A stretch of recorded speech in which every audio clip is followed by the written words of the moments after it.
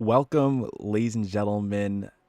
We are back with another weekend of the Monticello Motor Club Esports Sim Challenge.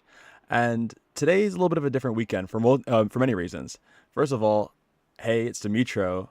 Usually I'm here with Derek, but Derek was busy this weekend, so I will be leading this stream tonight. But lucky for us, we actually have some guests that will be coming through and walking us through their time on track. Yes, we're going to have instructors who are actually driving on track coming into the chat and talking with us, telling us about their laps and telling us about their session, the things that they're keeping in mind as they're driving through this race. Now, the other thing that makes this weekend super interesting is that we have an endurance race.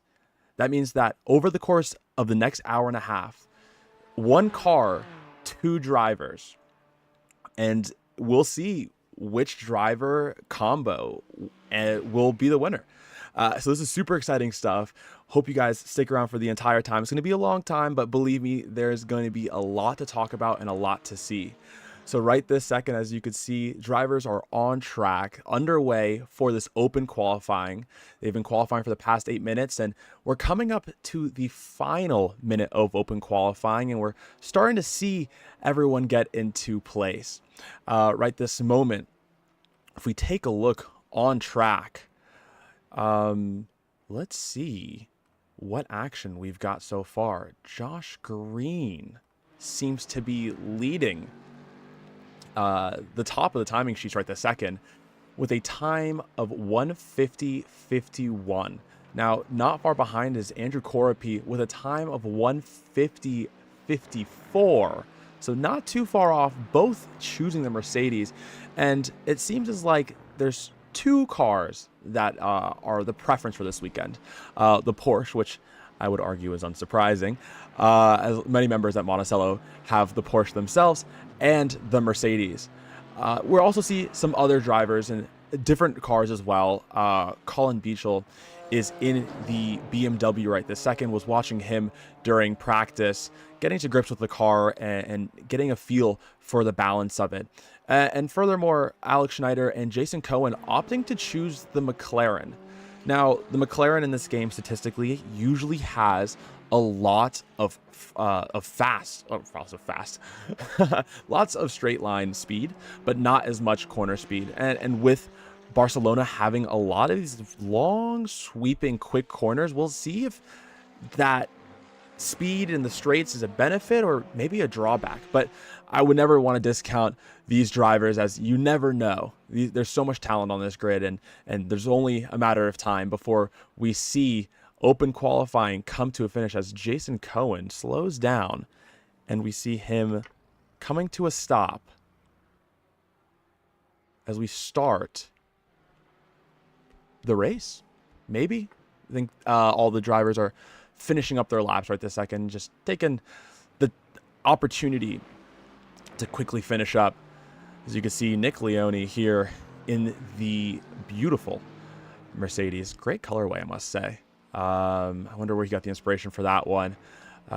He's taken all the time to practice here at the end of quali. So let's, once Nick decides that he's had enough of driving, and Juan Rivera's having himself a time over there, Josh Green also taken all the time for qualifying, get as many laps as possible, the best feel for that Mercedes, which he is very familiar with in real life as well, which is super cool.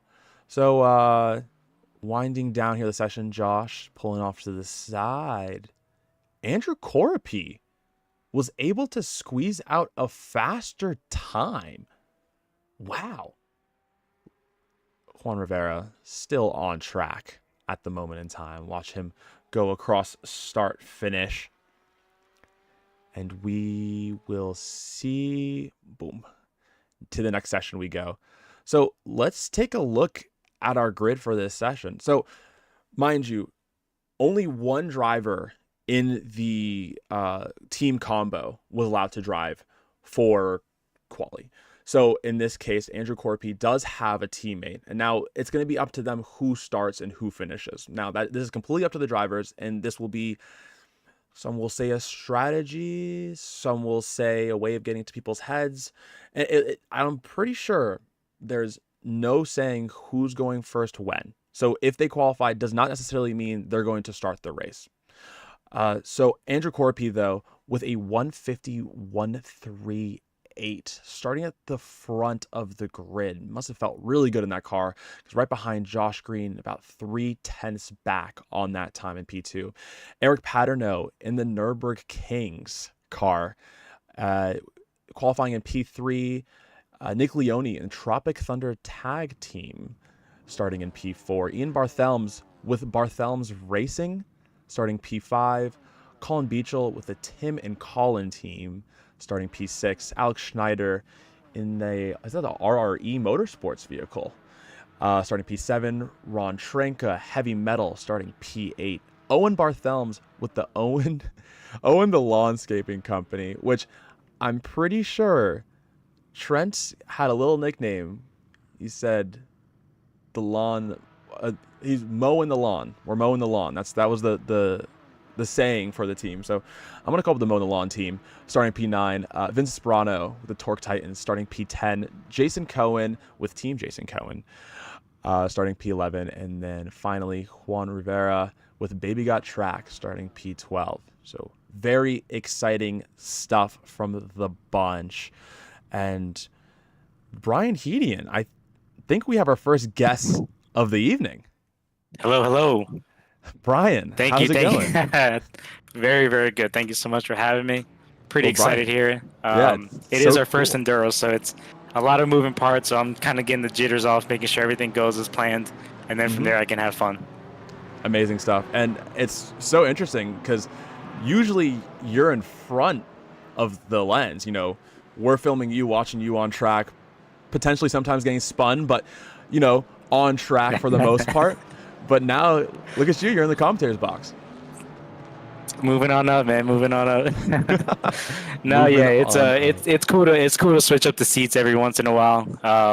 Get to watch other people in battle. Kind of make fun of them, poke fun at them as you like to do so with me. Yeah, luck isn't always on my side, but hey, man, it's not for anybody. It's motorsports, and that's part of the gig. But it looks like we're about to take the green soon, so I'll let you call this one there. Absolutely, yeah. We're about to take the green here. All 12 cars, nose to tail, side by side. It's going to be up to Andrew Corpy when he decides to fire it on green. And we are green flag racing. Josh Green still side by side there. Andrew Corpy covering the inside. Josh holding his line well. Is he going to make the move right now? Ooh, that would be something. That was pretty clean. Down Josh gets by and Andrew tucks in right behind. Clean. That was good stuff there. Fantastic stuff from Josh Green. Very calm, collected, and committed move. Most importantly, starting this race. Got some action already. There we go. No, yeah, as you would expect from Josh, he's no amateur here. He knows it's a long race, so it's like they say, you can't win it all in the first corner, but you could surely lose it all. Absolutely. But setting the tone, going to P1, and not even a look from Andrew Corpy yet for any response from losing P1 in the first corner. Things are looking good for Josh Green at the second. Yeah, looking good. And as you move back, you could see Leone making some progress here. Just got himself into P3. So good job for Nick Leone there. Absolutely. Nick Leone moving up into P3 with Andrew Corpy in front, hopefully trying to close that gap soon. But Eric Paterno and Ian Barthelms in the same colored car. They must be on the same team. But right behind Nick in the white, green, and red Mercedes. Yeah, I think Leone was in Barcelona, and one of his teammates ended up having to leave, so he was already at the track. And Todd Rotora, lucky enough, needed a teammate, so he got picked up as he was at the track. You know, one of those beautiful stories of motorsports. But here we are. We got Nicholas Leone sitting in P3 with that wonderful livery there. A little bit of dirt as he goes on the outside, but looking pretty clean so far. Absolutely. It looks like there's a little bit of damage to the front of that Mercedes. I think I know enough about cars to know that thing's a little indented on the front. And with my experience as well, I will say that is a little bit of a hit, but Hey, we'll see if it affects the race later on, and they do have the option to repair it, but they're gonna have to be in the pits for a little bit longer. So we'll see how that plays out. If that's gonna determine anything in the race, or see what it does. Absolutely. Eric Paterno in that beautiful green and yellow car right behind. Man, I think Eric Paterno and Ian Barthelm's had similar ideas when it came to the paint job. And Colin Beagle, not too far behind Ian Barthelm's, putting the pressure on.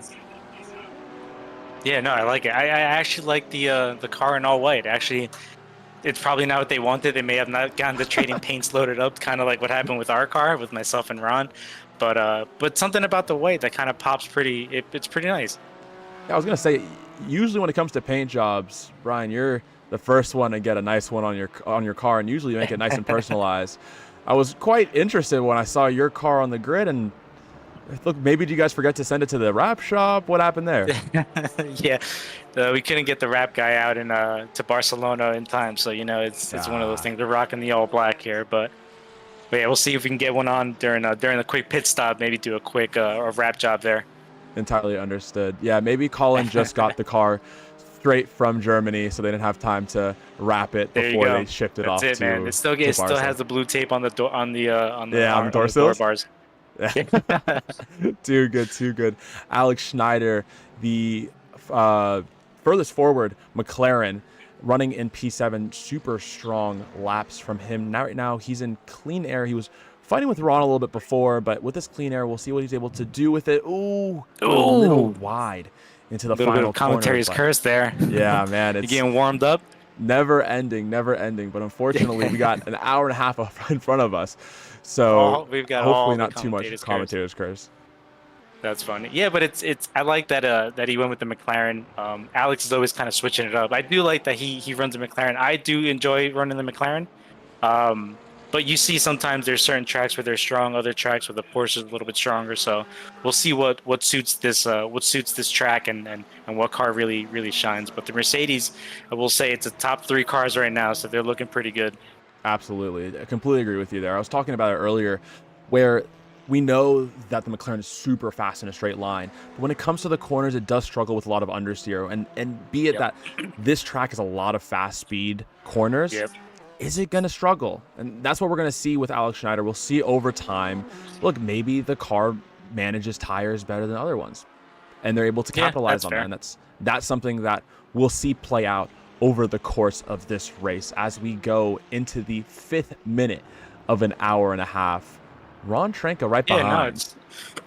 Ron Trenka, let's go, baby. That's my teammate there. We just got to keep the sunny side up, keep the nose clean. Absolutely. And that's usually when you can be good in endurance races, is usually just making the least amount of mistakes. Cool, yeah. And quick question for you: who came up with the name? That was Ron. That was Ron. So the thing is, the name fits a livery, which is like an Iron Maiden tribute style livery that we found on Trading Paints. But again, we couldn't get the wrap gentleman out at Barcelona in time. But maybe during the driver change, we might be able to get it on. Absolutely. And right under our noses, Eric Paterno seems to be having issues. Fell back 5 positions. Ooh. I wonder if something happened, if he had maybe a spin or maybe something with trying to keep up with Leone or something like that. Yeah, let's take a look back. Looks like we have some stuff here on our replay. Let's watch this back. Eric Paterno behind, diving deep. Look at that move. Ooh, made it stick for the most part. But let's find out what happens here. Ooh, starts to drive across Nick, and it did not work out his way. Yeah, that's a tough one. I think that he may have not judged where the car was, and he turned the nose down and got him around. But he made it around. Looks like the car doesn't have that much damage, so he can keep it going. But yeah, that's unfortunate because it kind of kills the momentum, especially in the beginning of the race. You're kind of in the flow of things, and you kind of have to get back on the horse and rebuild that momentum. But I think that Eric Paterno in the later half of his last 3-4 races, I would say he's stepped up pretty good. Has been a lot more consistent. He's brought the car home in the sprint races. He's done very well, super competitive. And I think that that'll translate into this. And him partnering up with Sean is a strong pairing, and we'll see if they can keep the nose clean. Absolutely. You know, a little hiccup at the beginning of the race, but with an hour and a half, you really never know what's going to happen. And to my knowledge, it does not look like that car is suffering from any damage. So not going to cost them any time in pit lane, which is also very good. They're not going to have to worry about damage on the car. Taking a look up ahead, back at the leaders, Josh Green and Andrew Coropi still nose to tail. Wow. Wow. Yeah, no, that's impressive. I mean, Andrew is definitely quick. He was putting some really good times in yesterday, and it looks like he's holding on to Josh pretty well, which is definitely not a tough, not an easy task, I should say. So a huge shout out to Andrew, and yeah, let's see where he can keep that car and how the rest of the race pans out for him. Absolutely. I mean, Josh Green, one of those drivers who infrequently feels the pressure of drivers behind him, but right this second, Andrew Coropi's giving him a run for his money. So, you know, Josh Green, one of those drivers who's just ultra consistent.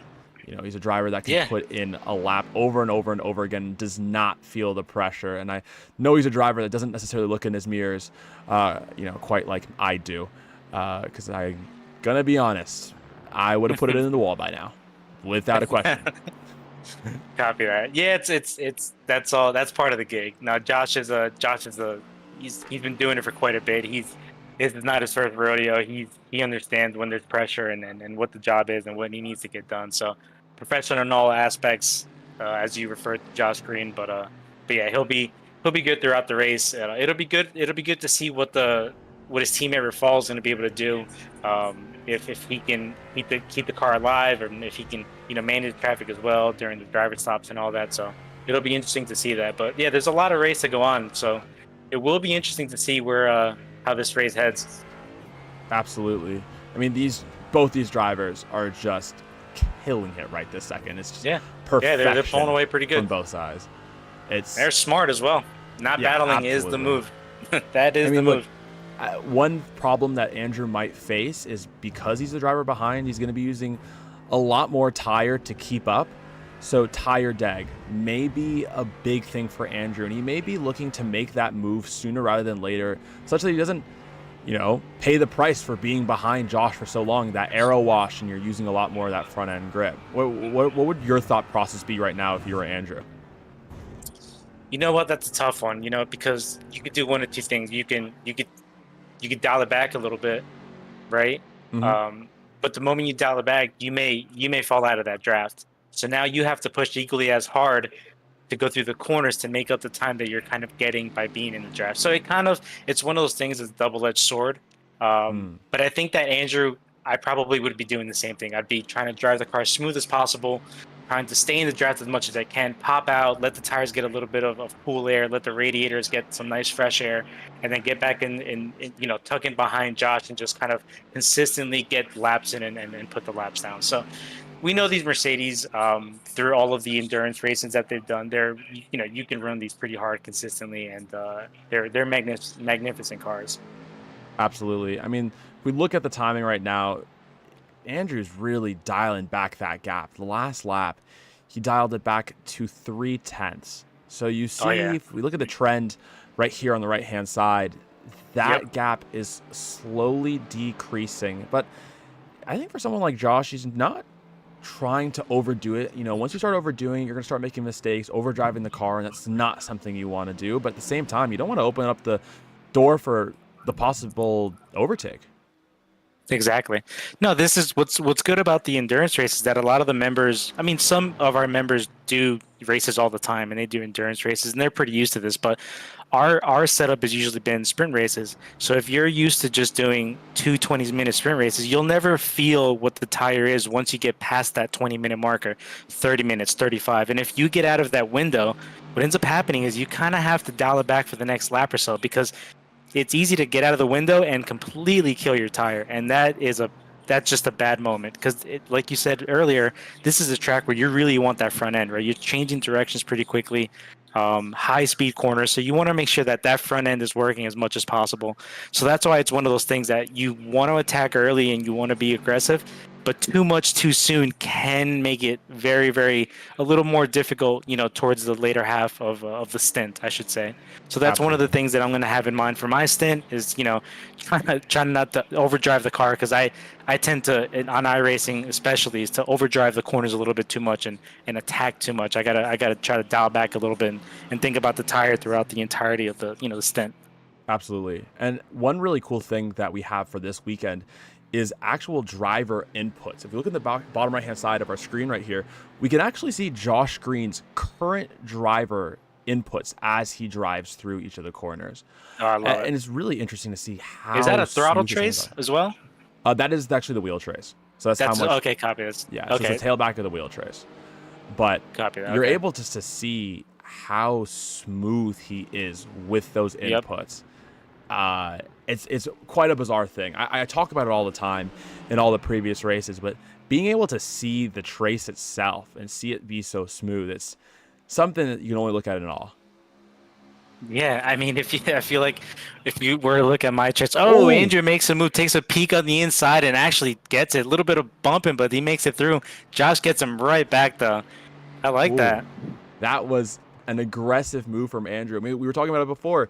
He can't Just keeping him tire- honest. Yeah, keeping him honest, but you can't tire the crate for too long because he's not going to have enough tires to make a move later in the session. Later on, exactly. So So. yeah, that's gonna be interesting. No, but as you were saying for the steering traces, I feel like when I'm in a Mazda, man, my steering trace is all over. Those things are twitching all over the place, and they just want to kill you at every moment. Totally. I mean, like, this is a car where you can have those smoother hands. Me personally, probably not, but for our established instructors, far smoother hands. But I completely agree with you there. When you're something within something like a Miata, it's you're fighting the car the whole way through the lap. Yeah, it's moving around quite a bit. Absolutely. Josh and Andrew just having a time right now. But as you can see, every driver is still on the lead lap. Yeah, Which is- it looks like everyone has maintained their position as well. It looks like Leone in P3, Barthelms in P4, or that's Ian Barthelms. Paterno kept in P5. Schneider and Trenka still 7th and 8th. I like Trenka sitting there in P8. Hopefully, maybe we can get something to happen later on in the race ahead of us that'll bring us back a little closer. But for now, just Absolutely. trying to keep it as clean as possible. Totally. Juan Rivera may have had an issue at the beginning of the race. I'm not sure if he actually started the race because on my end, I wasn't sure about you, but it kind of looked like he was in pit lane. It looks like he's out of the race on the left-hand side. Interesting. Interesting I wonder stuff. if he had some technical issues there. There's a possibility. Ron Trenka, though, cruising in P8. And also, not to look past it, Eric Paterno able to climb back up, now back to P5. So There he goes. from P9 back up to P5, good, or P8 to P5. Good drive for Eric. He obviously Good drive has back. And he's Ian. what is in his the house. delta between Paterno and Barthelms here? see Paterno if and we can find- Barthelms, it's looking like about 7.5 seconds. So Okay, copy that. doable, absolutely. Look, with an hour and a half, Definitely, 7.5 definitely. I mean, seconds is nothing to. You can have an off track here or have to do have a slowdown penalty, I should say, and that can be the what Eric needs to close that gap up. And once he can see him, once Eric can actually see the driver and getting closer and closer, you know how it is. It's like chasing that bunny. The closer you get, you just get more motivated and you drive a little bit more and you push the car a little bit harder. But no, it's good. It's good to see that that Eric was able to make it back after having that incident with Leone there.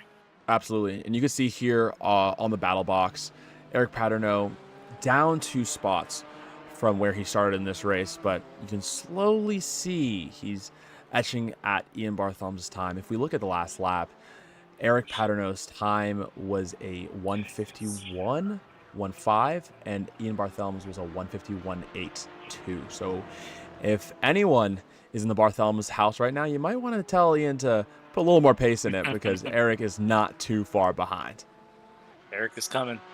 And it looks like Andrew and Josh are trading places there. They are having a time. Yeah, I was watching the live timing and I saw the names go back and forth like 3 or 4 times. Let's see how long they can go side by side because I have grabbed my popcorn. These two are going at it under. I like it. This is good for Leone. This is going to allow Leone to get back into the mix here if they're going to keep battling like this. Josh back down the inside. This is great driving. Takes a peek on the inside, makes it work. Oh, Andrew on the right, tries to hang it on, but it's going to be back over to the left, so it's going to be more in Josh's favor. Wow. I have to say, they're keeping it clean. They're keeping it clean. Yeah, I got to completely agree with you. They are keeping it super clean, but man, there definitely is a lot of tension between the two right this second. Both want that top spot, and even though we're only 20 minutes into the race, they want it now. This is what it is. I mean, the development of the cars lately. I mean, even when you're talking about the real life stuff, Rolex 24, they're just 24-hour sprint races. I mean, they're at 10/10 as they're going throughout the entirety of a race. So there's going to be no letting up here, especially because they're both in Mercedes. So basically, what Andrew says, well, if he can do it, then I can do it, and vice versa. Josh sees his car do it, so if that car can do it, well, I can do it. So it's going to be one of those things of who can keep it on the blacktop and see if they can keep it clean throughout the remaining part of the stint. Absolutely. And it's absolutely insane that these two are battling so hard, yet they are in the mid 151s on time. These drivers are so incredibly talented. Yeah, on the money. They're on the money for this track here, for this combination of track and car. Really, really good job. And what am I seeing here? Is that Nicholas Leone that just went down to 4th place? It is Nick Leone going down to 4th place. Nick Leone losing a spot to Ian Barthelme's. I think someone in the Barthelme's household went to Ian and said, hey, Eric is kind of eating away at your time. You might want to go faster. And then he went, all right, cool. Sounds good to me. Hiked up the time. I like that. Oh, that's fantastic. No, he's been pretty strong this season. And I got to say, Nicholas Leone for not running with the Monticello League as much. The races that he does do, I mean, he puts up good showings and he races strong and fair, and he's awesome. I'd go door to door with him anytime. He's a great competitor. Absolutely, would completely agree with you there. Nick is a super respectful driver, so he's not going to drive you straight into the dirt if you're on the outside. So Nick, being such a talented driver, super glad that there was no incidents during that pass. Exactly. And I assume that Nick will have something to say about Ian passing him, and I think we're going to see that really soon. Definitely. I mean, lap time wise, they're close. I mean, their best lap time, I think it's a 51.4 to a 51.9. Ian Barthelme's with a 51.4, and Nicholas Leone with a 51.9. I don't know if that's the lap if they've gone off track, because if you go off track, it doesn't. Yeah. I don't know if it records it as a best time, but the clean lap as far as that goes, that's a 51.9 for Nick. Wow, and look at Josh and Andrew. They're in the 50s, 50.4 for Josh and a 50.2 for Andrew. Ooh, still able to keep it clean and in front. Andrew sticking his nose in anywhere he can. What a battle. Wow. That's a battle. If we get 45 minutes of this, I'm not opposed. Yeah, right? This is some incredible driving from the both. I got to say that that's going to put some pressure on Brian Quealy and Rafal. They're going to have to deliver here. They are definitely going to have to deliver because these two are nose to tail. And I know that they're going to have perfect pit stops, so it will be a testament to talent between Absolutely. Quealy And preparation. I think Brian's been putting in the work, man. If you watch his races this season, he's been consistent. He's kept the nose clean. He's made smart decisions. He's maturing as a driver, definitely. And I think that goes to say, for real life and on the sim, because I work with him a little bit in real life, but even on the sim and real life, he's definitely maturing as a driver and wanting to get better. And you can see it right here. And he's been texting me, super excited. I'll say this entire season of simming, he's been texting me all the time about, what tracks and I want to practice. And he was super stoked about Summit Point, which he had a great showing at Summit Point. But yeah, no, huge shout out to Brian. He's been doing fantastic this season. Yeah, it's incredible stuff coming from Brian Quealy. But, Rafal, also don't want to discount him because he's got some talent in those hands. We've seen him in, I think it was the last race, put in a great showing. And Josh, I was talking with him earlier, he was saying, dude, don't discount Rafal. He will put in some times that will make you look at the timing sheet twice. So super excited for that. And hopefully, Rafal, if you're watching, not too much pressure from our side. Yeah, I agree. I think it's going to be. I think the pressure's on. I think that they had a lot of pressure in their hands. We'll see. We'll see what they do with it. Absolutely. Let's take a look a little further down the grid. Alex Schneider, I think he's starting to find his groove. I've been watching him closely on the timing sheets and comparing him to Colin lap by lap. I think either that BMW is falling off hard when it comes to the tire, or Alex Schneider has found his pace and he is ready to kill it because he's almost a second quicker than Colin. We can actually take a look at the gaps between the two. Let's take a look here. Over the past few laps, looks like Beechel's starting to run into some issues. Last lap, 1.3 back. So yeah, he had made a mistake or something because he was 153.7. Yeah, and even on top of that, man, 0.2, 2 laps back, 0.1. That time is slowly going to be chipped away at, and over the course of 20 minutes, Alex Schneider might have himself a little battle at hand. Oh, for sure. And that's assuming that they're going to run those lap times. I mean, like I said, it's easy to, from experience, it's easy to overshoot a corner or get a slowdown. And that changes everything because then it just kind of interrupts the momentum a little bit. Then you have to kind of, get back into it and build back up to speed. Even like a spin, right? You have a little bit of a spin after having a little bit of a groove. You have to get yourself back into the groove mentally so you can get back and get back on the horse. But absolutely, yeah, it's going to be interesting to see how it plays out. Yeah, Alex Schneider has definitely found his groove. We'll keep a close eye on those lap times. Eric Paterno just broke into the 150 club. That's a fast lap.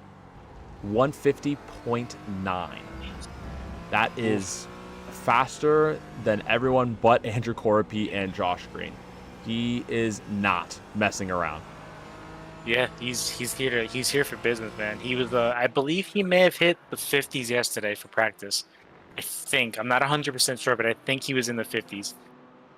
Well, he has found that pace again because I'm watching the gap between Nick Leone and Barthelms, and if I was them, I would probably start trying to work together a little bit to pull away from Eric Paterno, because Eric Paterno now down to 4/10 with the Nick Leone. And last time we talked about him, he was about 7.5 seconds off. So yeah, definitely that's getting around. Close. That is getting super close. Taking a look further back, Vincent Sperano having himself a time there in P9, up one position in the Torque Titans Porsche. Looking good. Good paint job. Black and green. Super snazzy. I like it.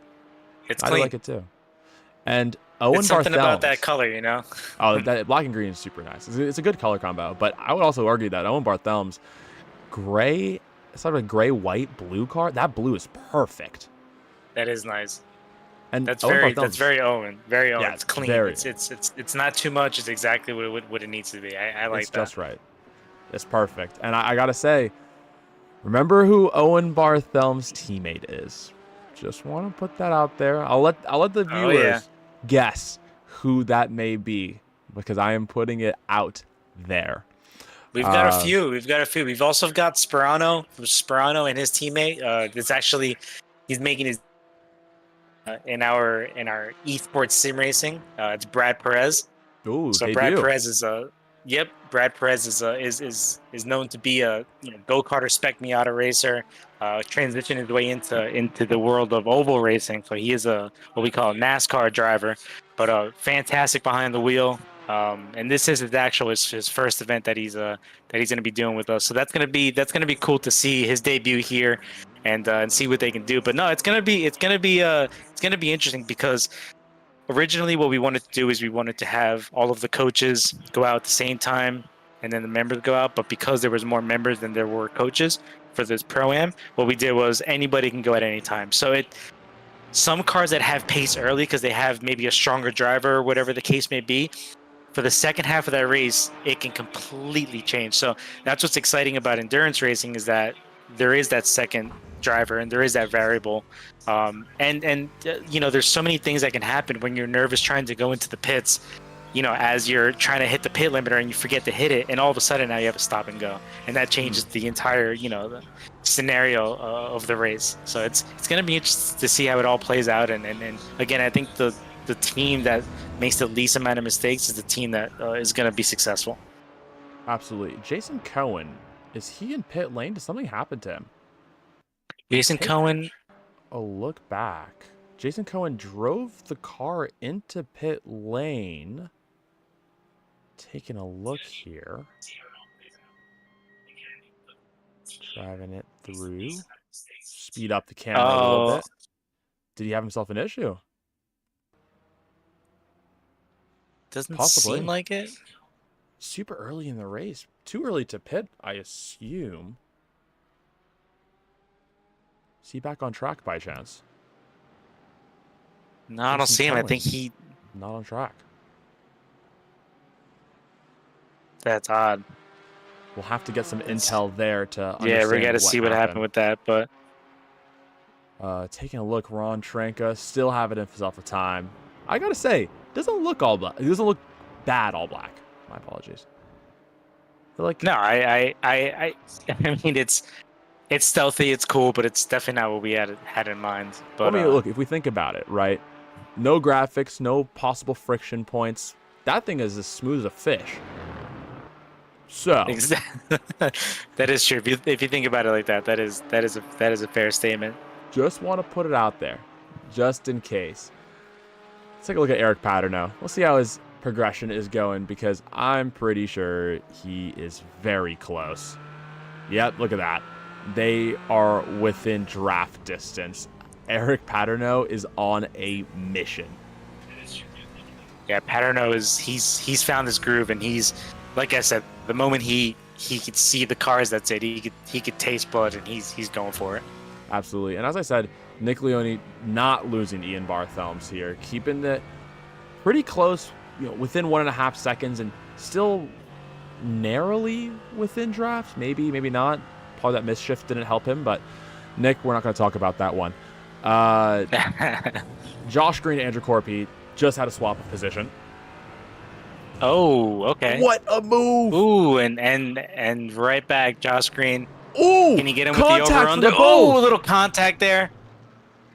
Oh, ooh, no. Getting a little feisty. That was... Looks like the car is okay. It doesn't seem like anything is bent or twisted. It looks like there's a little bit of damage to the body panels, but that's about it.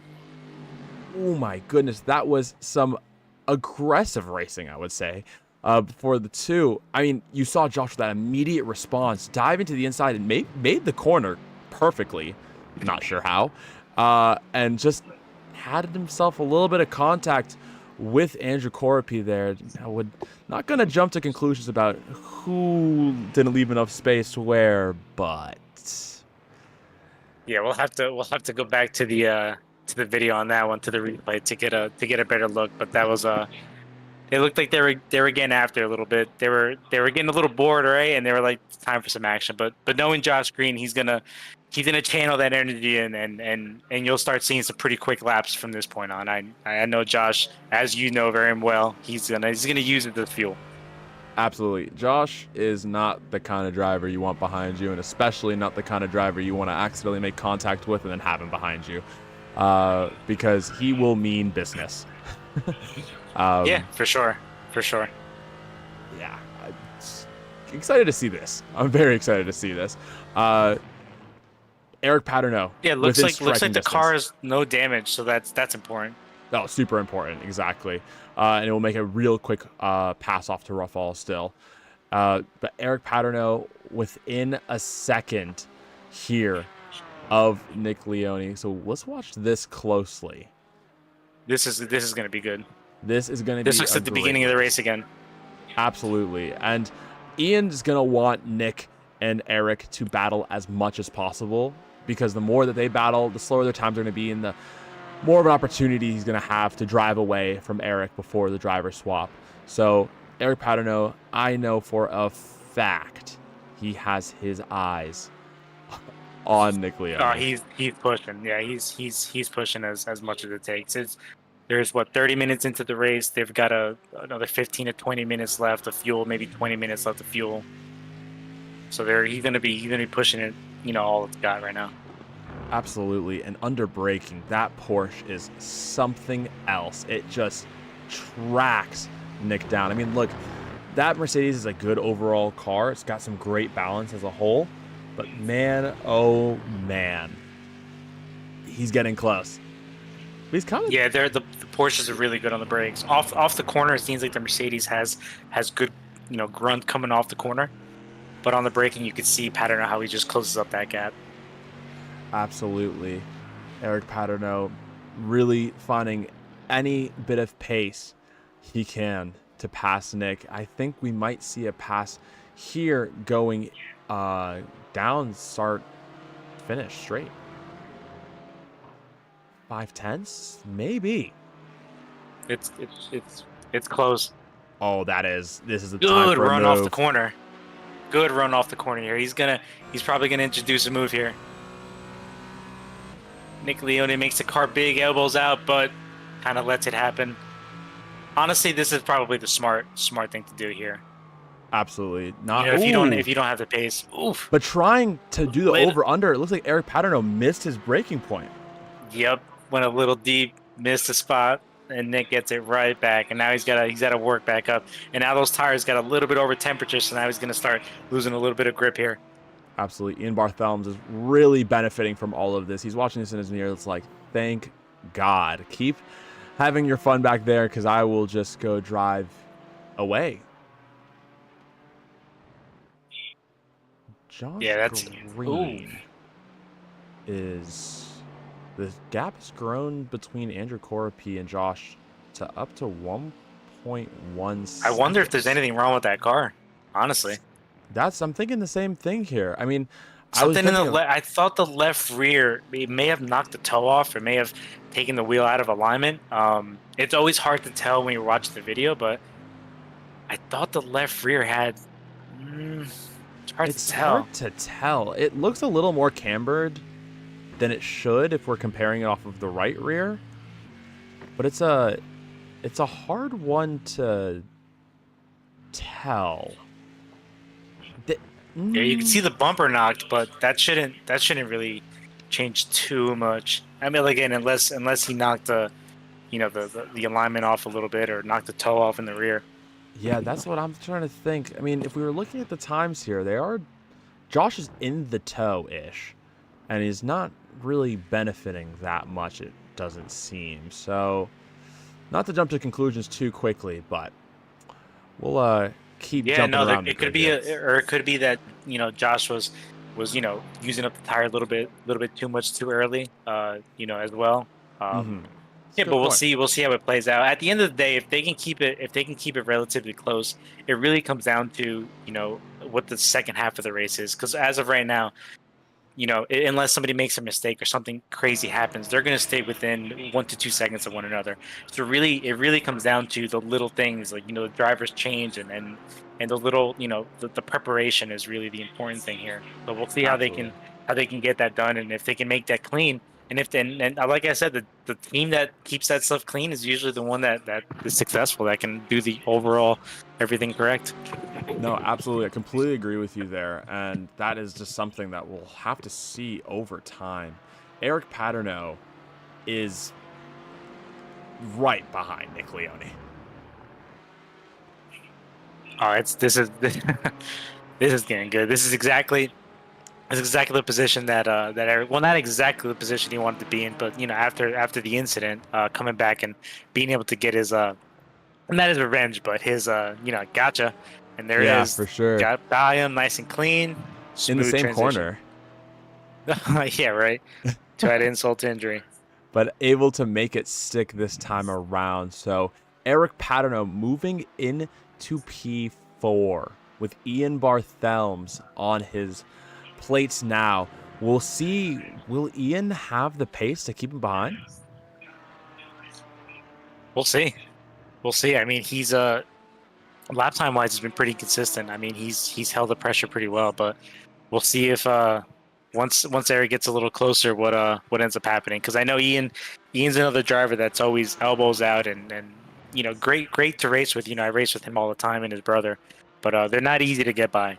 They definitely make you work for it every step of the way. So knowing these twins and knowing Eric, it's gonna be a battle. Absolutely. Completely agree with you there. And I think for Eric, this is a move you want to get done before you pit. You want to get the place done. You want to get that all of the work it requires to pass someone done before you do the pit stop. Give your teammate the best position and the best foundation to keep moving forward and to keep the eyes on the road looking, for even higher positions. I mean, this is the fight for third.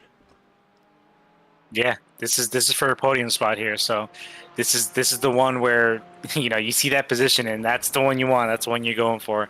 But I know that they're with their package. When I say package, I mean their driver lineup. I know that they're looking at the whole duration of this race, and I know that Eric knows that he has Sean coming up, and Ian has his brother who's really quick. So they're playing the long game. They know that they're in third place, but they know that anything could happen, and seriously, anything can happen right now. Truly, yeah, an hour almost left, 50 minutes left. Anything can truly happen in this race.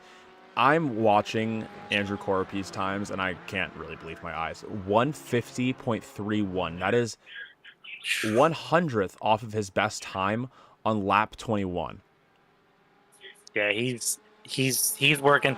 To be honest, I think that he he may have been controlling his pace. He may have been uh you know worrying about his tires a little bit early on and kind of dialing back the pace. As we saw him, when you showed us the chart before, you can see how he dialed back his pace a little bit, and you see it pay off right now because it's his tires are starting to come to life. So again, that's if any of the drivers that are up next hearing this, that's something to consider is the longevity of the tire. Absolutely. Circling back to Colin Beachel, he is running in P6, and Alex Schneider, man, I thought he had picked up that pace again, but I think he's getting the curse of being in that McLaren. That car is probably an absolute handful right now. Yeah, I could see that. I could see him struggling to get the thing turned, and if for the moment, if you get on power a little bit too early in the middle of the corner and you're not done turning that front end, that's you're losing that. You're plowing a field. Yeah, I mean, you can just see even on board, we'll be on board with Alex Schneider here, the patience that he must have coming out of each of the corner, has to really be patient on throttle or else he's just going to completely fire it off. You can see Alex is kind of driving on that fine line right this second, but still phenomenal drive from Alex Schneider. We should tune back over to I think Sperano and Ron Trenker are about to have a little bit of a battle here. Very, very true. Vincent Sperano and Ron Trenka. I know you might want to move to a different Discord group and tell him, hey, defend, defend, defend. Keep him behind because Vincent Sperano is applying that pressure. Yeah, this is going to be interesting here. It looks like Ron's been able to keep it consistent and really hit his marks, but it looks like Vin's got something for him here. Let's see how Ron responds to this. Ron has been here in real life, so he does have that advantage of that he's raced at this track, various times. I think 4 or 5, maybe 6 times or something like that. So he has experience in real life here. So that's pretty cool. Yeah, and I think we're seeing a lot of that real world experience translating.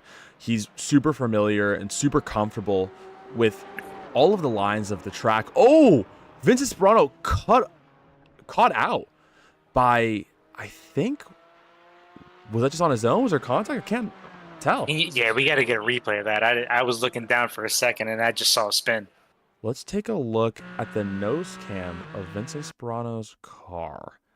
So coming into this corner, you can either hold it really far on the inside or Ron Trenka double apexing it. I think that Vincent gets on throttle and back off throttle, and that causes that disruption in the car. That teeter-totter effect. Yep. Yeah, that's something that's super hard.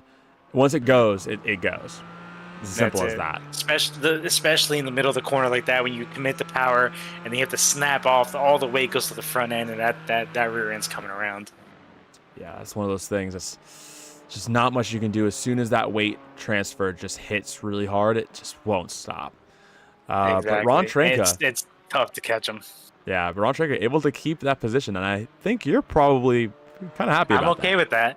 I'm not upset with that. Is as far as I'll say. I'm not upset with that. I know Brad Perez isn't thrilled, but I'm okay with that. Amazing stuff. Well, looks like we're almost coming up to the 45-minute mark. So drivers will start to think about their pit strategy. And right this second, as you can see, we're 23 laps in. It's kind of up in the air. Actually, good question. When are you planning to do your pit stop? So my marker was gonna be just past the 45 to 50 minute marker. So I'm gonna be getting close to switching over my channel and getting over to driver mode now. Absolutely. Well, I'll just keep our eye out. Oh, Ron Trenka. It's all good. A little dirt, you know. Give some character to the car, nobody. And they must have strategically put some tarmac there because it kind of felt like a secret line. It kind of seemed perfect. If they didn't give us a slowdown, we're okay. But if we got a slowdown, not so great. But where are we sitting here? We're P8. All right. P8. Yeah, P8. This will be a fun one. I think it'll be good once we get some driver changes and hopefully we can get a safety car, right? You never know if there's a safety car coming out. Absolutely. That's a good point. If there is a large enough incident, you never know what's going to happen. You never know. And if you talk to Josh, I think that he could see into the future. He's like a psychic, and I think that he could see things like this happening, and he can, But yeah, it's gonna be good to see how the remaining part of this race goes. But Dimitri, I just want to say thank you for having me. It was a blast. I enjoyed sitting in the commentator's box and hanging out with you for a little bit and getting to commentate. But I just want to say a huge shout out again to Derek. He's not here today. He's out in Sweden with our Monticello members, having some fun ripping it up on the snow. So big shout out to Derek. Huge shout out to you, Dimitri. You do a great job. Josh Green in the back end, helping me out with everything. And yeah, it's been a great series, and I've enjoyed it very much. I've tried to make it as pleasant as possible for the members, for the coaches, and just so everybody can kind of have something to do in the off season, something to look forward to, and to kind of keep in the loop. But yeah, thanks so much for what you do, Dimitri. The voice of Monticello Esports. So thanks a lot for having me, and thanks guys for having me. Oh, dude, it's a pleasure to have you in the commentator's box. I'll let you go run and get into that race car. It means a lot. Much appreciated, man. Copy that. All right, we'll do. Cheers. Cool. Well, that's that. Super excited to see what Brian can do in the driver's seat of that car. But during that little talk, not sure if you guys saw, I was talking earlier, who is teamed up with Owen Barthelms? Well, we're about to see Trent Wacko mowing the lawn with the number 91 Porsche. Yeah, Trent Wacko. This is a driver you do not want to see in your rearview mirror because he has pace, and even more pace. I am super excited. And we're seeing drivers diving to pit lane. Andrew Corapi and Josh Green, both in pit lane at this moment in time. let's see who's able to do the faster pit time. Both cars in the air. Both cars will be taking tires, most likely than not. So tires and enough fuel to finish the race. As you can see here, let's take a look, make sure we know which drivers are in pit lane. Now, Brian Quealy and Rafal Walkiewicz are both in the driver's seat of the cars. Now it's up to both of them. As you can see, Nick Leone into the pit lane with Ian Barthelms. Looks like Eric Paterno did the undercut. So Sean McAuliffe is already on track. Trent Walko's behind him. And we're seeing a lot of drivers. Okay, 1, 2. What's happening here? All right, Brian Quealy and Rafal are both back on track. Looks like Rafal may have been a little slow to get back on track, but put his head down, start driving, should be okay. Let's take a look. Let's see, tower the front, Colin Beachel has not pitted yet. And as I said before, don't discount Alex Schneider because now he's only 5/10 behind Colin Beachel. Now the biggest question here, when is Alex and Colin going to box? Now, if I was Alex, I would probably have boxed by now just because to get that undercut, I think it's an important thing to do. Brian Quealy is also behind. Rafal is 7 seconds. Thinking to myself, maybe something happened during the pit stop. Very soon we will have Josh Green in the commentator's box, and we'll be able to ask him all these questions and more. Keeping an eye out. Looks like every driver has boxed besides Colin Beachel and Alex Schneider.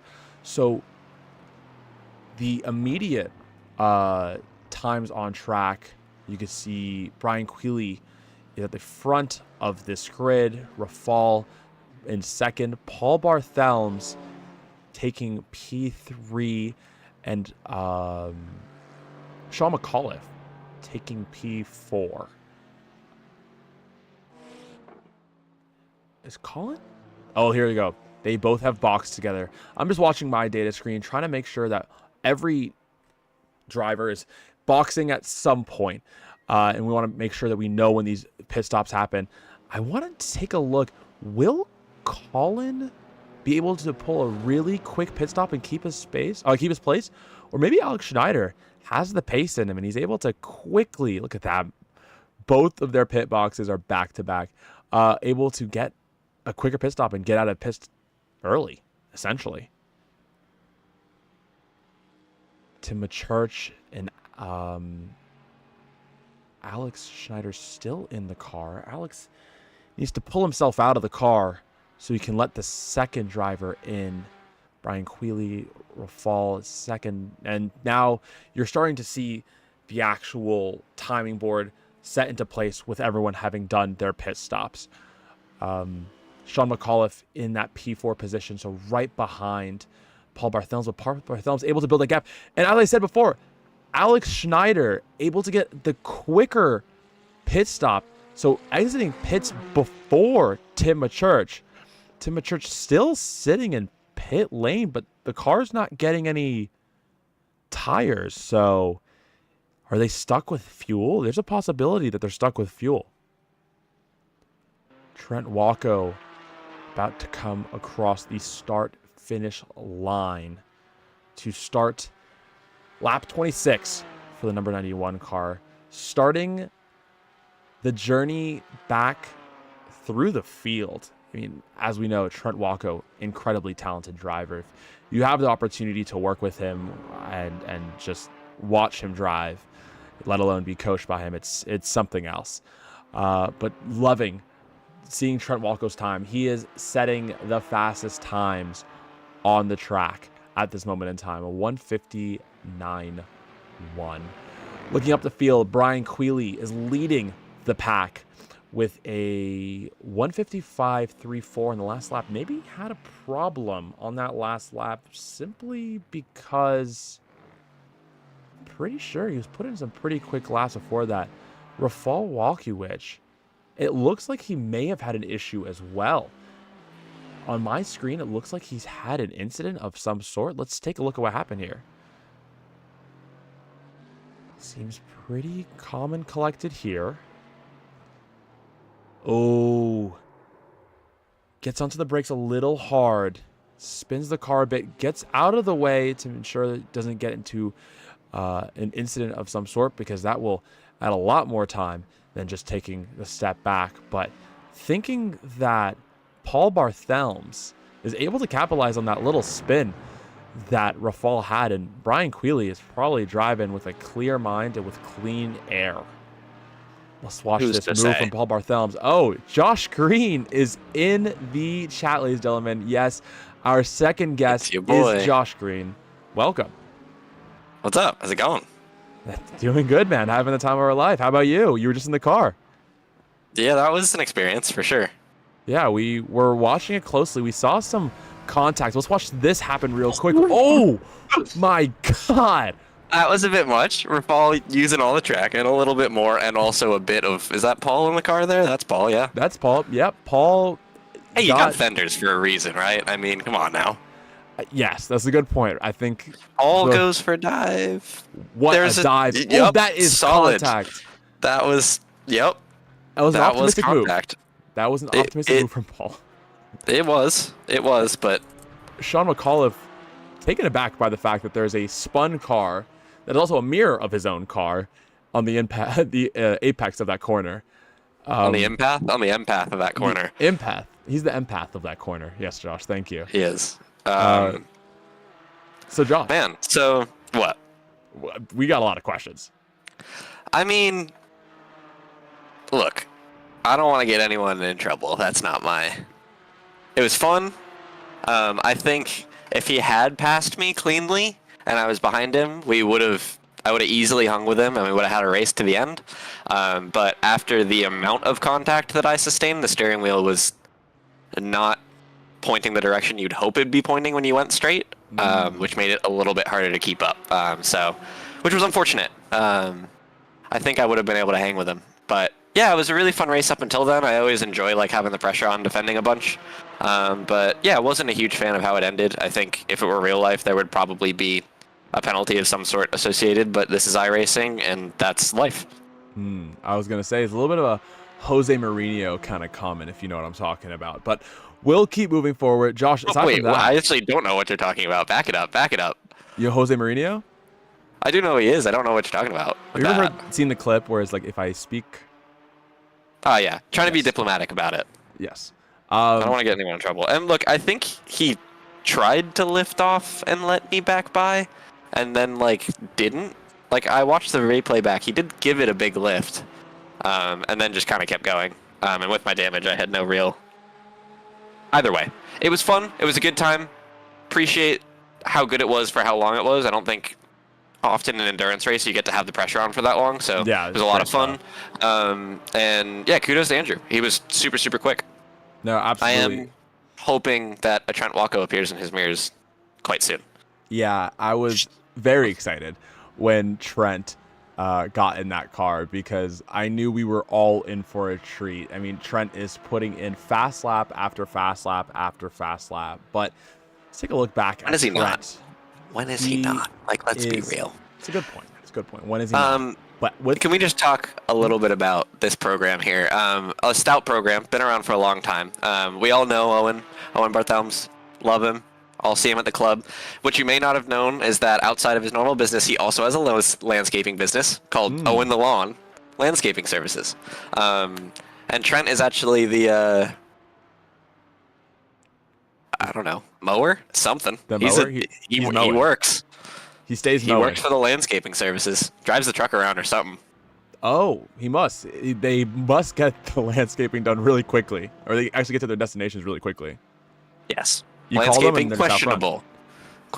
But, and we're side by side. That was somewhat exciting. I'm going to have a look over at the scoreboard here really quick.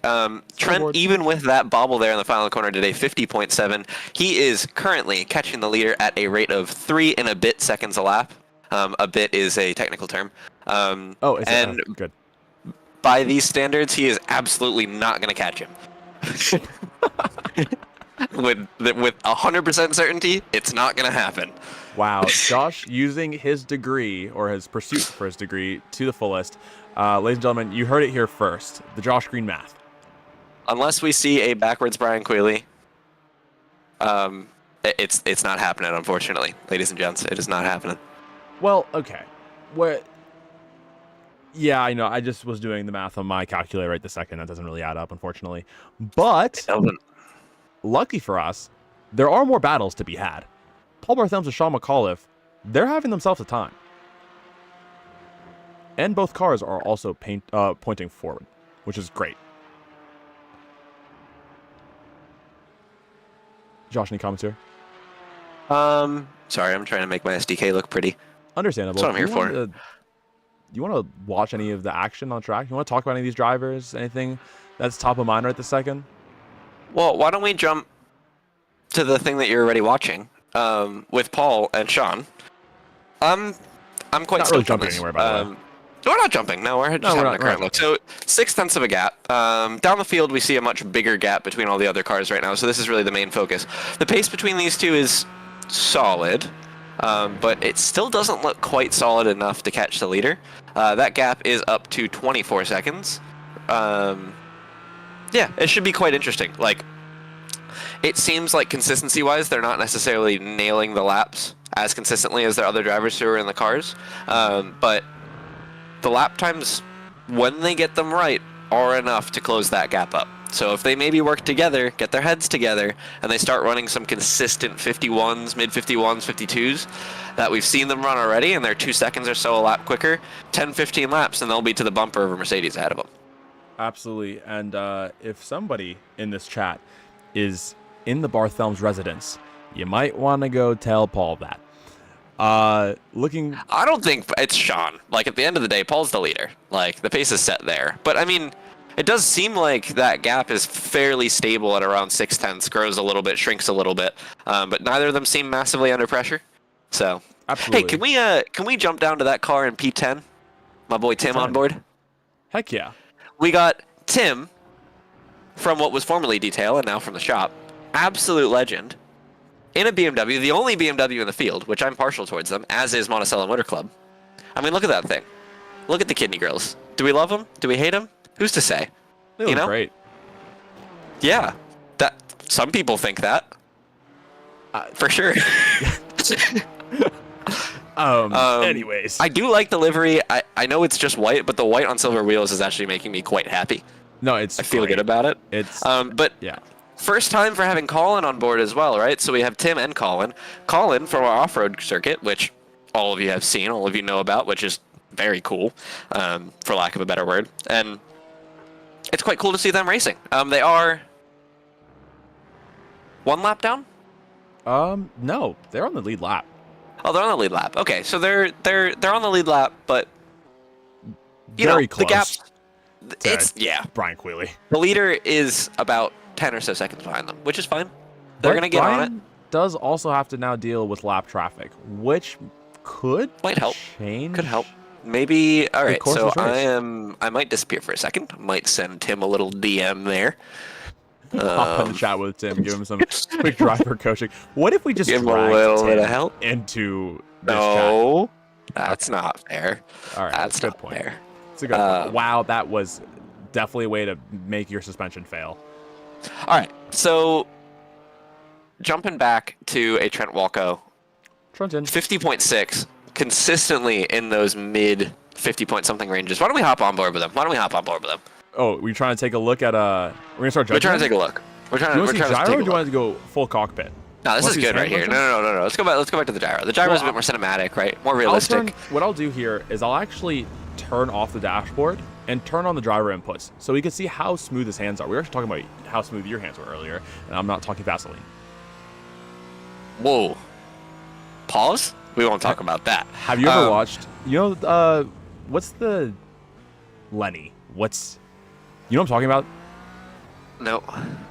The I do quickly want to say, okay, with the gap between Paul and Sean, you don't need to change the camera, but I just want to mention this for everyone at home. With the gap between Paul and Sean at the moment, They're both running 51.6, 51.5, exactly as I had predicted. And Wow, that's really that smart. gap is starting to come down. We have 20 seconds gap. We have 30 minutes to go. That will be about 15 laps, which means that they will get there if they continue doing what they're doing right now. And boy, am I crossing my fingers they do, because that would be awesome. That would be but super irregardless, Trent across the line with a 50.5 again. I mean, bro is what He's we on call in the industry hauling the mail. Someone better call the post office.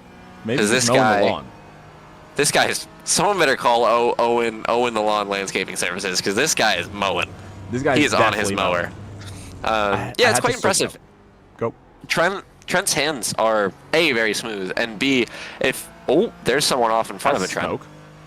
That's a fall. It's more dirt, I'd say. We don't. Yeah. Okay. So we don't have to talk about that. This.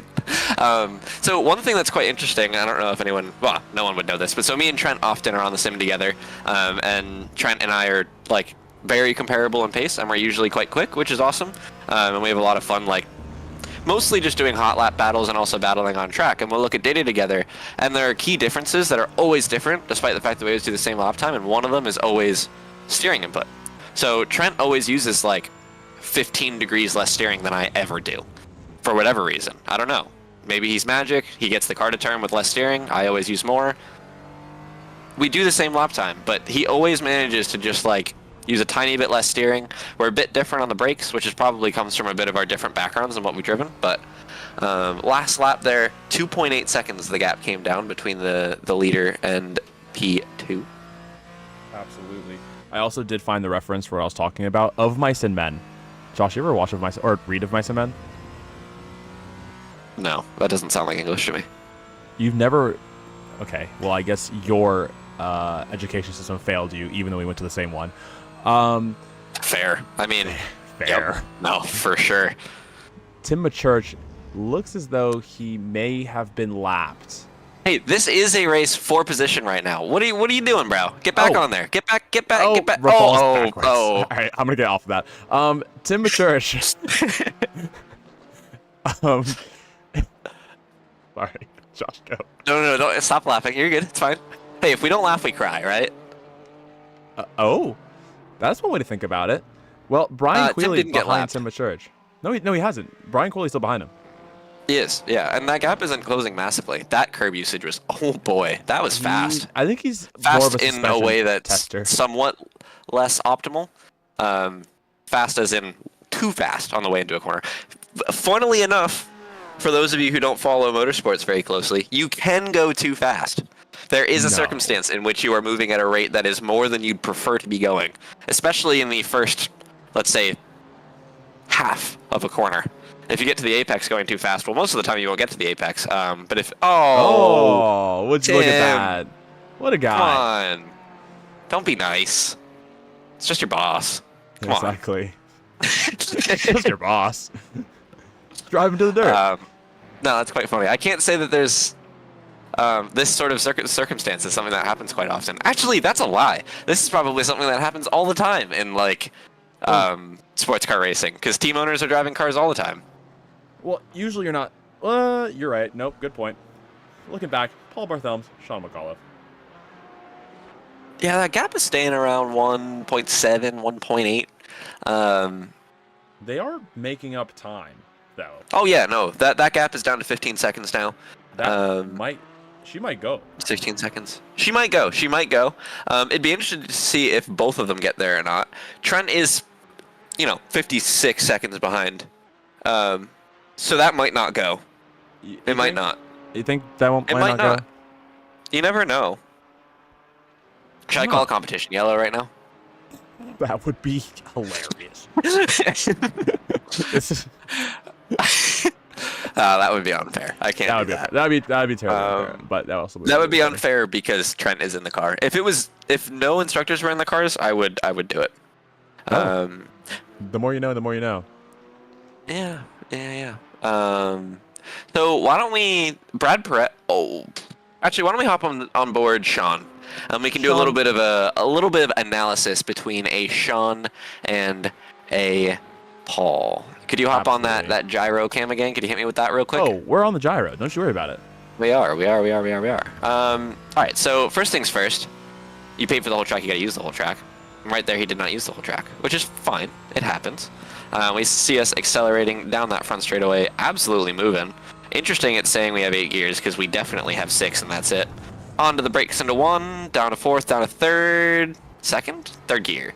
Just misses the apex a tick, and a little bit quick through there. So ideally, between those two corners, you want to set up a bit more to the left, because this corner is so long that even a little bit more entry can help you, like a little bit more space on the entry, can help you exit a little bit tighter and get back to full power. You see how far he washed out and struggled to get back to power? This looks quite good. Gets down to the apex neat and tidy. A little bit fast in, but that's fine. Coming down into the hairpin here, onto the brakes. Down 1 gear, down 2 gears. Got to the apex. So one interesting thing, curbs really help rotate cars, especially GT4 cars, where if you can get the inside tire on the curb, it really helps pull the car around. So somewhere like here, you guys probably saw me like all up over that left-hand side curb, and it's because right when you get to it, it just hooks the car in and really makes it want to turn. And when you get that far into the corner, just like this, you see with his hands, he's really struggling to get the car to turn, and then it snaps to oversteer over the crest. If you don't get it turned, you can use the curb to help the car rotate, and then once you get comfortable enough, you can actually drive in fast enough, pick up that understeer, and then know that the curb is going to help get the car rotated. But we see Sean kind of staying off the curbs a little bit, which I think, honestly, probably hurting him. I think there could be some curb usage here.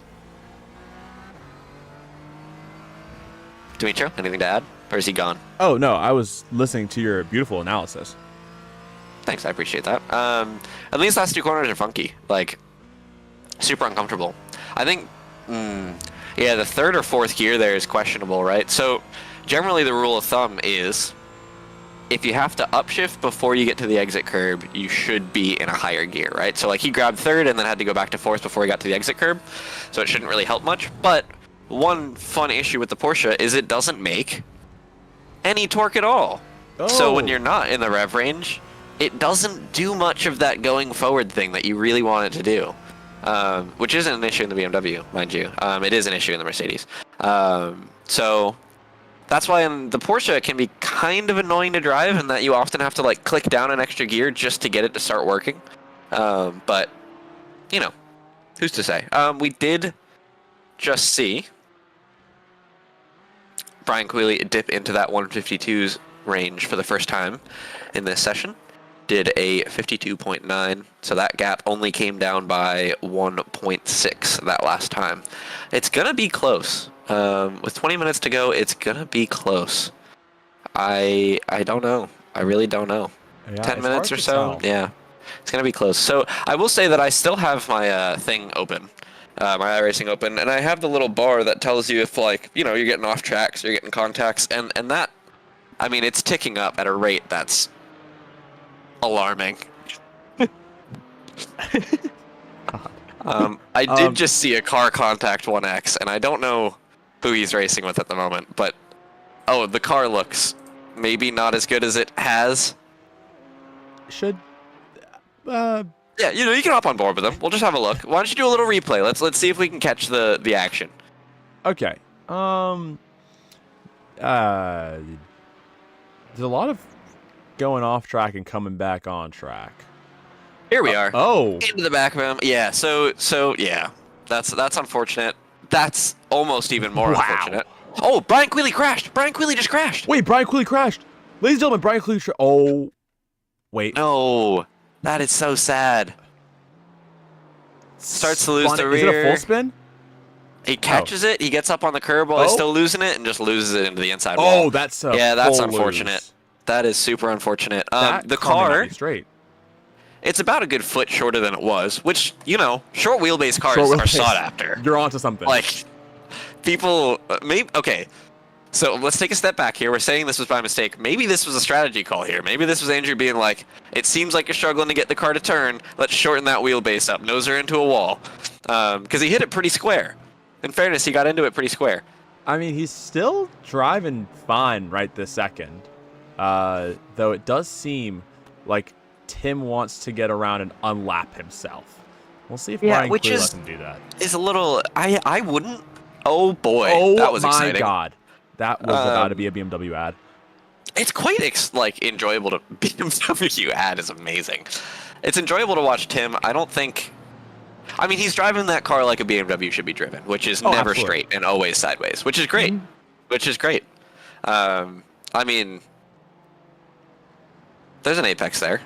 Yeah, there's somewhere. All right, so the chances of Brian getting caught here are Higher. less slim now, for sure. Absolutely. I'm Good Josh interested to Math. see what the pace is like. The gap. Great, Josh Math. Let me get out ANSYS and let's do a. I don't know where I was gonna go with that. You know, I don't know. just got a text. Okay, I didn't just get a text. This is a complete lie. I got a text during the last stint. Trent said, "Feel free to drag me into the commentator's box whenever you want." But yeah, so that's happening right now. So yeah, just Trent just Walko. drag him in. Trent Walko, welcome to the chat, buddy. Hey, Brian Quealy just walled it big. Ooh, that sounds rough. It does. Why are did he you do that? still 37 seconds behind? We expected you to be in the lead by now. I mean, I'm not very good, so that kind of part of it. I disagree with that based on the lap times that are happening from that vehicle at the current moment. They're okay for a Porsche, I think. I mean, they're good just for a general anything. Second fastest lap right now. Rafal running into some issues I mean, I'm faster here. than you, or that I'm faster than Andrew. That's the real question. You're faster than me. Faster than Josh, not faster than Andrew. Yeah. Doesn't seem yet. But at the end of the stint, my car didn't go straight anymore, so. Ooh, yeah, I watched that contact. I was waiting to be put in to talk about that battle, but that never happened. Oh, wait, hold on. Was your text regarding just like in general, like to drag you in? Yeah. Brent, do you Oh, want to go I thought- back? Do you want to go back to your home? We don't want to. Would you like to go back to landscaping? Good. Here. All right, so we need to talk about this battle here. We'll put Trent back for the moment. We'll grab him Bye, again. Trent. Oh, bye. Well, Trent, if you like, you go fast, no. I'll drag you back in.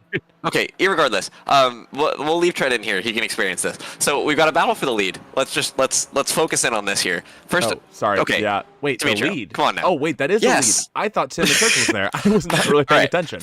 Will Brian defend? I'm hoping he will. Brian goes to the bottom. Not much though. Paul should still go to the. Whoa, that was exciting. Wow. I mean, I think I'll have him here. It's tough to say. if Ooh, you a little lose bit of space. contact. Pushes him off the track. He's gonna have a slowdown. He's gonna have a without slowdown. question. There's not much you can do about that. I could clear it, but that's the wrong thing to do. I like how Trent's just. Oh, that was Oh wow. my Okay, God. you really don't want to drive into the back of someone in the middle of a corner. That tends to make things really hard for both cars. Now, if I were in Paul's shoes right now, I'd say I'm 2 seconds a lap quicker than the car ahead, and the car ahead has damage. I'll bide my time. Make sure to get it. Wow, done late in the lap. But man, there is That is contact. some things going on with that vehicle. It seems to be magnetized to other cars throughout this race so far. Again, if I were in Paul's shoes, I'd be waiting for a straight. I'd be diving him on the way into the corner. Make a sort of move where you stamp authority. Don't make a move where you get close and don't get it done. Because he has the pace. He doesn't need to rush this, right? He can be smart with the choices he makes. He goes to the outside here. Let's see. This should be interesting on the way in. I mean, this is an impossible corner to go around the outside. This is going to be a spin. Yeah, This he's would be around. spin. That's done. And that's it. Yeah, he's around. I do think he's still going to catch him again, but that is unfortunate, and that would be a penalty in real life again. That is not what you like to see. That is not what you like to see. What you like Do you want to to give see us a little at all. replay of that there? We can totally give a little replay of that. Let's take a look right here. Watching from maybe it's a little further down. Yeah, Is there you that go. right here? Nope, Oh, no, that was later. wrong corner. You're way too early in the lap. There we go. Let's just jump back to the battlefield lead. Or I mean, we can watch this, I guess. All right, I jump back to the battlefield lead here. I'd totally do that too. Oh, to the bottom. Oh my He switches God. him up. What a move. And he's really early to the brakes and just lets him go. And he drives himself off the track. What will he do here? He'll rejoin as he should. Oh. Yeah, okay. All right. And All right. Sean McAuliffe. So Sean taking McAuliffe top to the spot. lead. Book it. Sean McAuliffe has the pace. I really enjoy the fact that Trent is just kind of in here experiencing what is happening in front of him. Yeah, it does seem as if either Brian got a penalty or he's letting him through. Not sure. Brian could have gotten a slowdown there. I'm not totally sure. So this should be interesting still. In general, up until this point, if you looked at the averages, Paul is a tick quicker than Sean, so he might still get to the back of him there. Absolutely, and it'll be interesting to see if he can then make that move. Hopefully find some patience and really set up the move before he goes for it. I think, I know Paul's a super talented driver, but don't want to discount Sean McAuliffe either. And given that I'm pretty sure Paul started this stint in front, it might be interesting to see now that Sean McAuliffe has the defensive edge, how he capitalizes on that. I mean, look, at the end of the day, they are in identical cars, including the paint job. Yeah, I will say, and I mean this is a minor note, right? This is a minor note, and I don't want to draw too much attention to this, but Sean McAuliffe's car is the number 101, and Paul's has the number 4, and I mean that's 2 whole stickers on every side of the car. That's a lot. That's a lot of weight. That's a good point. So there could be a little difference there. Trent, what do you think? I mean, I'm somewhere in between with a 9 and a 1, so That's fair. A 9 is heavy. A 9 is a heavy sticker. That's a That's lot. a big one. That's a lot of vinyl. Stick. That's Yeah. a whole lot of stick. For sure. We did miss Trent passing Alex Schneider, which I imagine happened fairly recently. Trent, walk us through that pass. not long ago. It was an opportunity sort of presented itself. Alex was a good guy, didn't fight it too hard. It was around the outside of the uphill right-hander thing. He pushed a little hard into the left at the bottom of the hill and bit out of sorts going up it. Do you know what Classic. upsets me is that Trent was talking there and then also just at the fastest lap of the race. That's pretty normal. Trent's just actively talking to us and then just runs a 1:50.30. Can you pop back to that battle for the lead, because it is hotting up. That gap is down to I 6 cannot. tenths. Paul, that previous lap did a 51.2 compared to Sean's 52.9. So it's gonna squeeze up here. I will say Trent is well on his way. He's got 11 minutes. If Brian decides to potentially find another barrier, Trent, we'll see. He might get there. We got the windshield wipers on a Paul Barthelme's car. Whoa, big slide there. That What looks a very slide. pretty. And we do have some lap traffic here, which should be interesting to navigate. Who is that? Who we got ahead? That is Todd Ratura in the Tropic Thunder tag team car. Nick Leone. And then in front of him we have Rafal. Well, you know, at the end of the day, lap traffic can change the way that this race goes. So it will be interesting to see maybe with this lap traffic, Paul Barthelme's able to capitalize on the slight backup and having to navigate it. Well, actually, it does seem like Todd is being super nice here, giving them the inside. Didn't look particularly intentional when he did that, but It he was did do it intentional. It was nonetheless. It was intentional. Was it? Yeah, it was intentional. I just talked with him. And Copy. That's Rafal good. as well there, almost boxing in Sean McAuliffe. No, he's Paul the room's perfect. there. The room's there. This is one that I'd be careful with. Things are getting real close now. I'm But- a little concerned. Navigating Rafal here is going to be super important. Paul, maybe you should be a little patient here. Oh, that's quite close. Paul to the inside. Yeah, clear. I mean, gets the job done, no problem. A little bit of a slide there from Rafal. Good on Rafal. Cleared them, no problem. We have a motor race on our hands, ladies and gentlemen. Paul Barthelme's, Sean McAuliffe. Going to the inside, giving a little fake, see if Ooh, he can't little get in his head a fake. little. That's a classic. Oh, it worked. Did it I work? did not expect that to work. It worked. Off goes Sean McAuliffe. He outbrakes himself. He's bringing Side it by back side. down. I don't even know who's who. Sean's still leading. I don't think he's going to get this one done. That's a very hard corner to go around the outside of, and Sean resumes the lead. Now again, and ladies and gentlemen, as I've talked to you before about this sort of stuff, Paul is in the advantageous position where he is quicker. By a good chunk, too, right? He's been about 3 to 4 tenths a lap quicker. He knows he can bide his time here. He's got 8 or 9 minutes, which doesn't sound like a lot, but it's another 4 laps. He can make an overtake that's very smart, make sure he gets the job done, doesn't put in any risk. That was risk. That was a high degree of risk there. Extremely high degree. And he's of off risk. the track. And So that might be a what he's slowdown. done there is ruin his opportunity. Now again, and this is different, right? So everyone thinks about their races in a very different way, and that's why we're all different race car drivers. But like, when you end up in a position where you're driving and you're behind another car, especially when you're racing for like a high value position, like say the lead or a podium or something like that, you have to be quite smart about the way you play it, right? Because if I was coming up behind Andrew, I'd make any move I could make because we're the same speed, and I want to make sure that I make a move whenever the opportunity presents itself, because he's not going to make a mistake. But in this situation, right, if I were catching up to Sean and I was 6 or 7 tenths a lap quicker, I'd wait until the end of a straightaway, until a point where I'm coming up to the back of him, I have a run, I'm going to clear him, and I just get to be smart and place the car where I want to, place him where I want to, and control it, right? Because I know that I'll get opportunities more often, if that makes sense, right? It's all about the amount of opportunities you get. With me behind Andrew, or let's say if I was racing Trent, very few opportunities. The window's open very few times, if ever, and usually I have to find a way to open it myself. Versus in this situation, we've seen Sean make a couple of mistakes, especially when he's under pressure. For example, Paul throwing that fake and it working. So he should really, once he gets back up to him a second time, be very smart and very intentional about the way that he creates this overtake, right? And the way that he takes an opportunity. Pick and choose. Pick and choose. We can already see him closing up to the back of him. Absolutely. I felt like I definitely could have said it better myself. Oh, okay. I take it all back. That was horrifically said. But yeah, Paul Barthelm's, he's just got to catch him and really be patient with, as you said, those opportunities. Open the doors, but take the right door. Oh, Rafal is murdered Todd Rotura.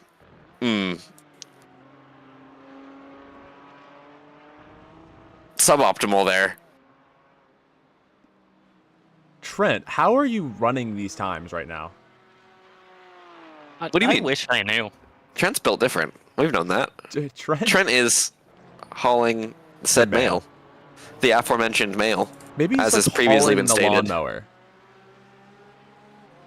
Yeah, so Trent, how is it being the truck driver for Owen's landscaping? For Owen the Lawn Landscaping? Like, how does that fit into your race schedule? Oh, and Rafal has now murdered Brian. Not massively ideal situation there. Trent, I think a podium is on the horizon here. It's looking more and more likely by the minute. Yeah. And I'm imagining there's a Brian Quealy's car that drives a significant amount not straight. Well, Jumping back to that. Oh, go ahead. What? No, I'm jumping back to that lead battle. I was just saying that Trent has a podium in his eyes, in his vision right now. But and we'll keep an eye on that. We'll keep an eye on that. Let's jump back to the lead here. Let's have a quick look-see. Trent, when you're like close and you want us to cut back to I'm watching Trent. That's why we've been so good on the cameras. Trent's literally here. That's fine. That's all right. I'm self-sufficient. I mean, like, also Trent is sufficient. That's a weird way to describe Trent. Trent's way more than sufficient. Yeah, he's way more than sufficient. I'm sorry, Trent. I didn't mean it. Right. I prefer adequate, but adequate, at least. What is it? Is it adequate performance? Adequate Autosport. Adequate Autosport. There you go. Of course. Battle's hotting up here. So, again, we keep talking about the same thing with Paul and Sean. Paul was a second a lap quicker that last lap. 50.9 to a 51.9. We won't talk about Trent just rattling off laps that are 2 seconds a lap quicker than that. Just don't even have to mention that situation. Wait, let's jump back on board with Trent here. Trent, why don't you say something?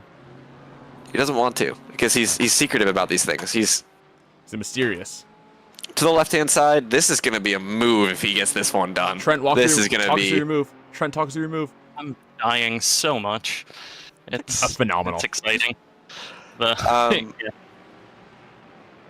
Can he get it done on the outside here? Turns in, around the outside. BQ Trent, you got it squeezes done. himself to the curb. Trent's got it done. Trent's got it done. We're back to the lead, Trent. back to the lead, back to the lead. We're so on the lead. Paul Barthelme, Sean McAuliffe are Just side giving it a by look. side.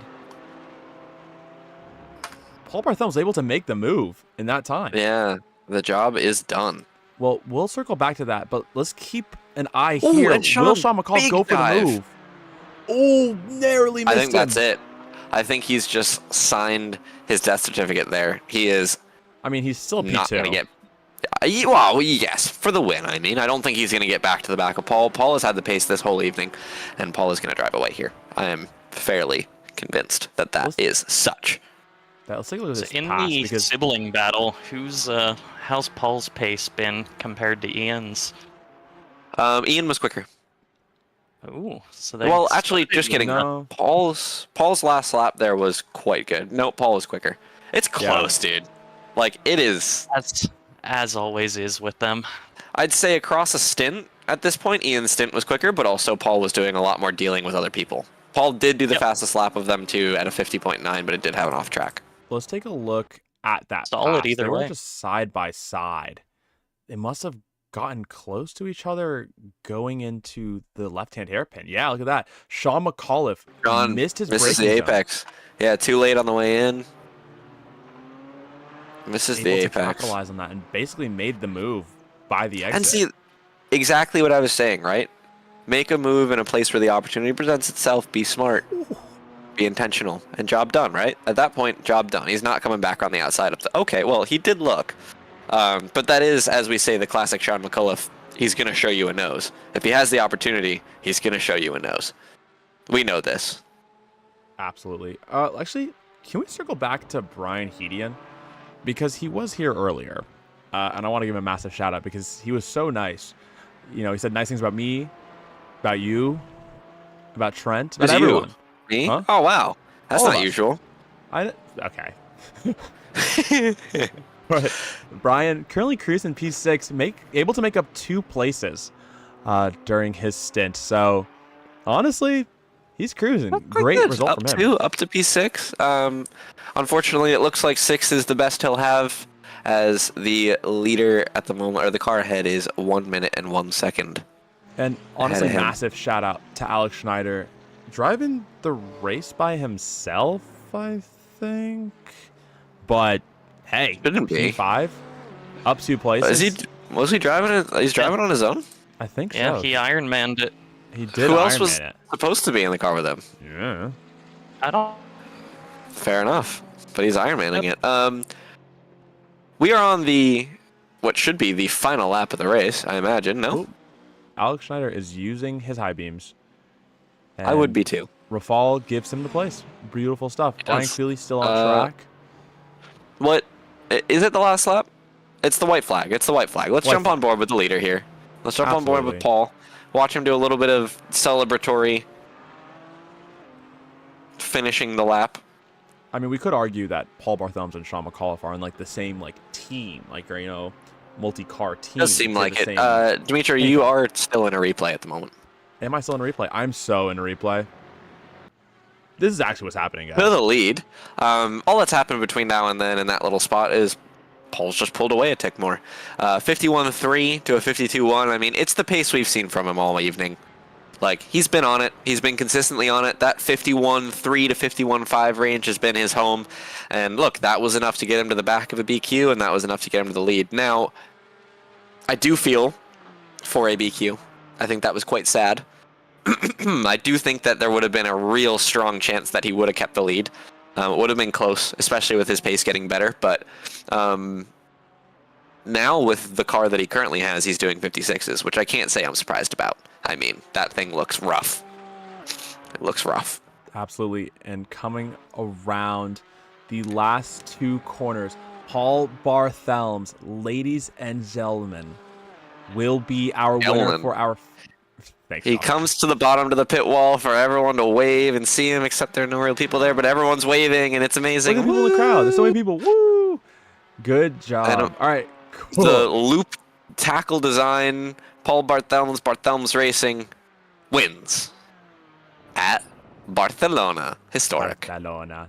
And Beautiful I stuff. mean, actually, Donuts? and another Ah. thing to mention quickly, donuts are hard to do when traction control's forced on. Another thing to mention here quickly, Trent Walko to a podium, taking home a trophy podium. and and Porsche this has never podiums, happened before. 3 Barthelms on one podium. I mean, has that ever been a thing that we've seen before? I don't think so. I don't mean, think there's so. an opportunity for 4. There is one more. Is an opportunity for 4. Owen, you need a 4th sim, my boy. Great. All right. Cool. I want to Brian say Gideon channeling his inner rally car. Anyways, Josh, as you're saying, you wanted to say. no. I just think we should say a big thank you to anyone who stuck around, watched the whole thing. These races are long, but I hope you enjoy me, Dimitro, Trent, Brian, everyone's voices.